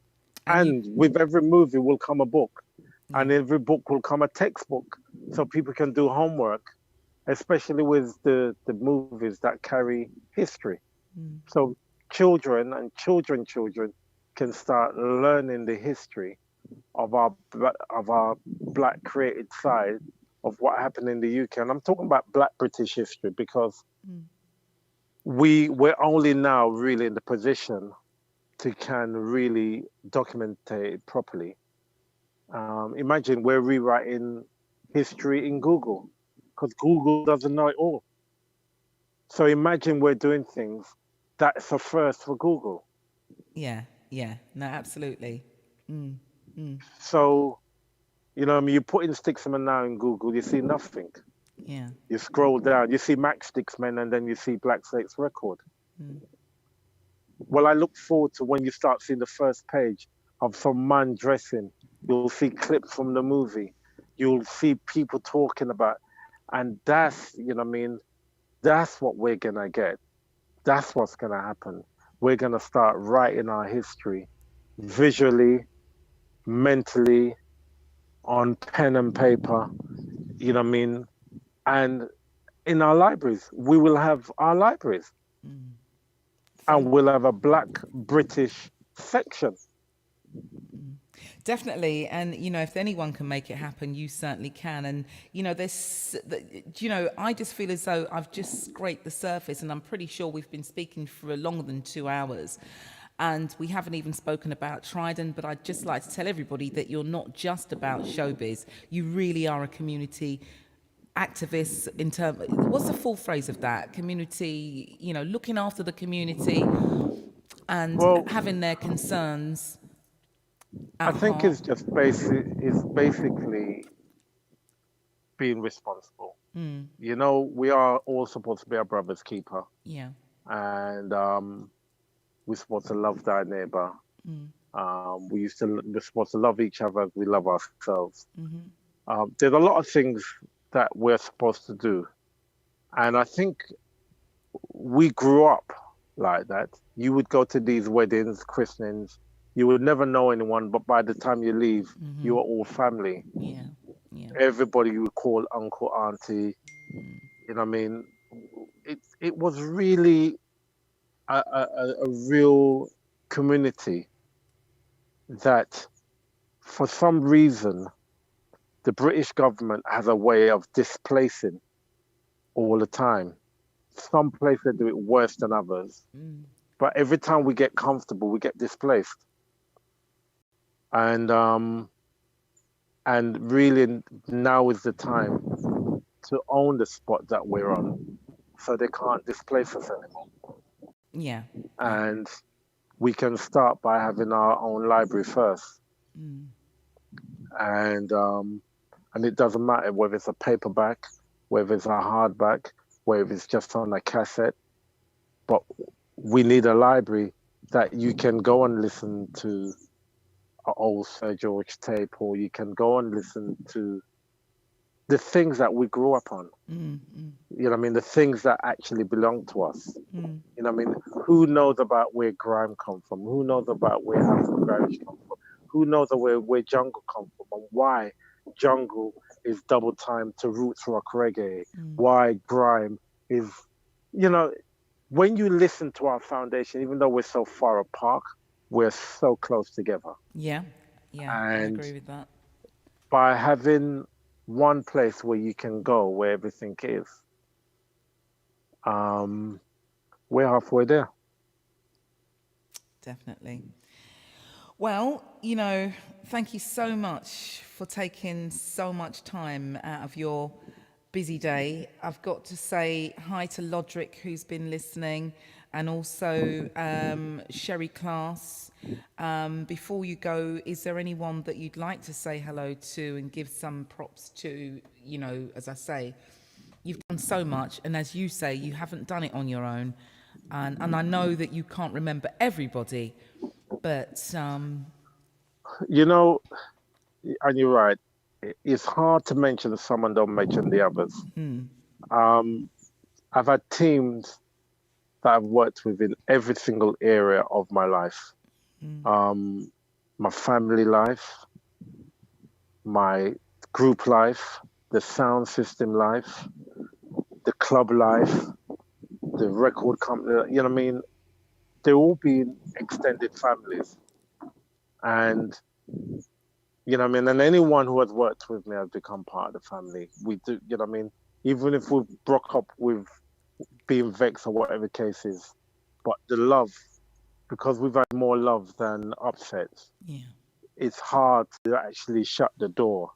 So you find that with everybody I've worked with over the years, we have and still have and will always have a relationship. So really, my blessings go out to every single person who's made me be the person I am, and helped me to become the person I am. You know what I mean? God bless the soul of my mom and my dad, because they are, you know what I mean, the first of many parents. And again, just like we talk about people who brings us up, them days we were community, and every other person, every other parent could tell you off. So we're talking about our generation that left their homes and came to England and made this all possible, that all of we can talk, that all of these children, grandchildren can be. But if it wasn't for them, I think it would be a lot different than how it is now. As bad as it is now, but it's as good as it is, because it would definitely be different. Yeah, definitely. Anthony Brightly, thank you so much. I'm going to play 2 tunes. I would have, you know, punctuated our chat with music, but I just couldn't run the risk of Facebook cutting us off, because, you know, see a tune them big and out there already, and, you know, we're probably going to get muted. So I just thought, you know what, let's just keep it conversational. And at the end, we're going to play 2 tunes. I'm going to play the first tune, which is Should I Stay or Should I Go? Because, you know, that's I just love Gavin on this track, simply because of the way he comes in on it. He's just, oh God, his vocals are just, and it's such a great track anyway. And of course, I'm going to finish off with Stickman, and it's going to be the 7-inch version that is 6 minutes long. So it's got the dub on the end as well, which I can only assume that it's probably one of the first pressings. Yeah, well, that's the two sides. So if it's got the dub at the end, that means So it's somebody's, yeah. join them together, yeah. Okay. Da, da, da. Yeah, well, but you know, you can't, you know, the 6-man record. As I said, the actual feature film of the whole 6-man thing is amazing because, you know, we had lost our identity with that record and became the disco reggae band. With Amigo. Number one. No, with Stickman, because Stickman was number one in Belgium, Holland, Luxembourg, and number 3 in Germany. Basically, we had a hit with Stickman, but they took our name off and called us a disco reggae band. And it was, yeah, you know, so there was a band doula, a little German man come and say, "Oh, can I release your record?" And my dad did the deal. We never heard or saw him since. And we went to Belgium to perform. And when we did Stickman, everybody knew the record. Only to us realize that we had a hit record and we never know. You didn't know. So, yeah, so still, there's so much to 6-man. And that's why the introduction of the movie is actually what is going to spiral all the features off the back of it. Because every aspect of the movie is a feature, a book, and it's history within itself. And it's how to do it as well. You know, I'm pretty sure it's instructional. It's a self-help book. What they call it? Motivational book. Yeah, absolutely. You know, I mean, I think once people know something can happen, they'll be inspired by it.